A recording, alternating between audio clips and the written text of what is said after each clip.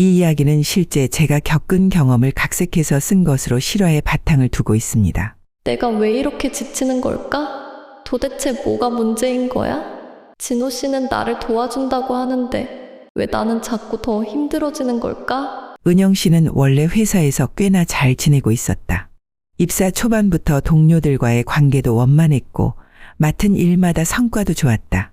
상사에게 칭찬을 받는 일도 잦았고 프로젝트를 진행할 때마다 팀원들 사이에서 은영 씨의 리더십과 꼼꼼함이 돋보였다.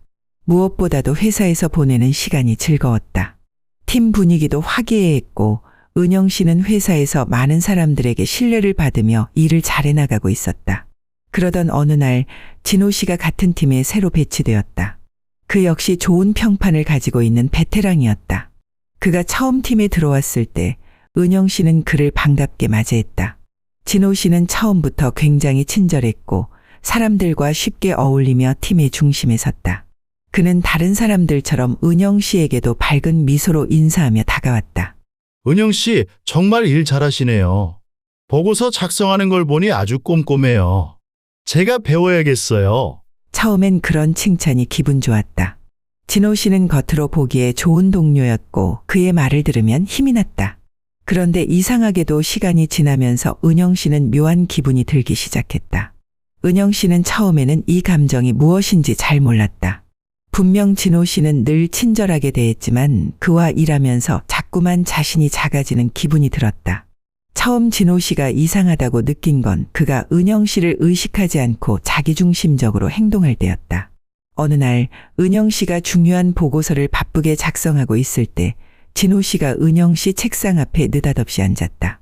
지난 주말에 우리 애가 축구대회에서 상 받았는데 사진 한번 보실래요? 은영 씨는 고개를 숙인 채 바쁜 척했지만 진호 씨는 아랑곳하지 않고 이야기를 계속 이어갔다. 이것 좀 봐요. 진짜 대단했어요.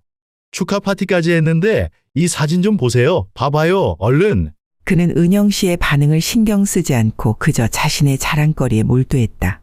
은영 씨는 업무에 집중해야 하는 상황에서도 진호 씨의 말에 답하지 않을 수 없었다. 그가 은근히 은영 씨, 듣고 있죠? 이렇게 물어볼 때마다 은영 씨는 억지로 미소를 지으며 대답했다.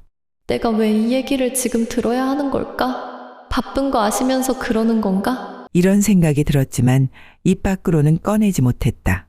게다가 진호 씨는 팀회의에서까지도 은영 씨를 미묘하게 깎아내리기 시작했다. 어느 날 회의에서 진호 씨는 은영 씨가 준비한 자료에 대해 말하면서 이렇게 덧붙였다. 은영 씨가 이 부분에서 조금 헷갈렸지만 제가 마지막에 정리했습니다. 덕분에 문제없이 잘 끝났어요. 사실 그 자료는 은영 씨가 거의 다 완성했던 것이었고 진호 씨가 맡은 역할은 최소한에 불과했다.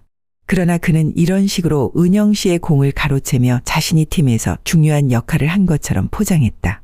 은영 씨는 마음속으로 그 말을 부정하고 싶었지만 회의가 끝나고 나면 마치 자신이 실수라도 한 것처럼 무력해지는 기분이 들었다. 그뿐만이 아니었다. 진호 씨는 가끔씩 자신이 얼마나 고통받고 있는지 호소하며 은영 씨에게 감정적으로 접근했다. 나도 요즘 너무 힘들어요.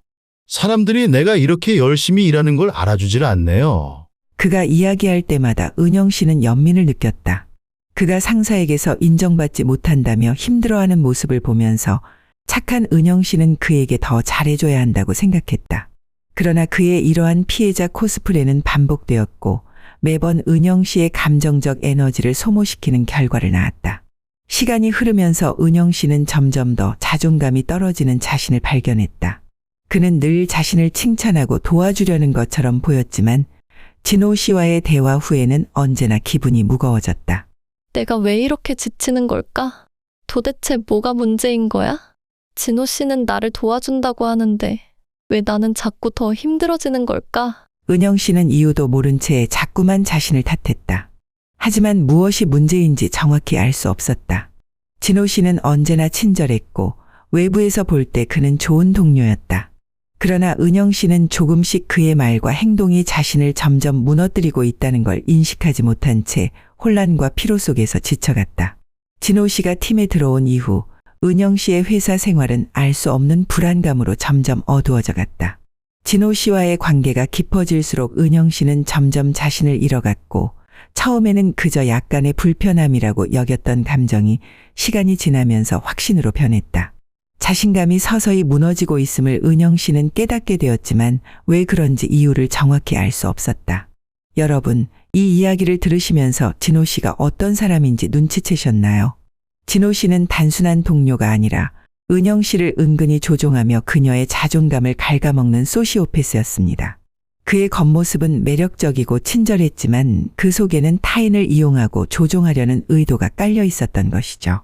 진호 씨는 은영 씨가 자신의 진짜 의도를 알아채지 못하도록 미묘하게 그녀를 힘들게 했고 은영 씨는 이유도 모른 채 점점 지쳐갔습니다. 우리는 이런 소시오패스적인 성향을 가진 사람을 알아차리고 그들에게 휘둘리지 않도록 대처해야 합니다. 이들의 매력적인 겉모습에 속지 않고 그들의 행동이 우리의 자존감과 감정을 어떻게 파괴하는지 인식하는 것이 중요합니다. 그렇다면 소시오패스의 전형적인 특징은 무엇이고 어떻게 대처해야 하는 것일까요?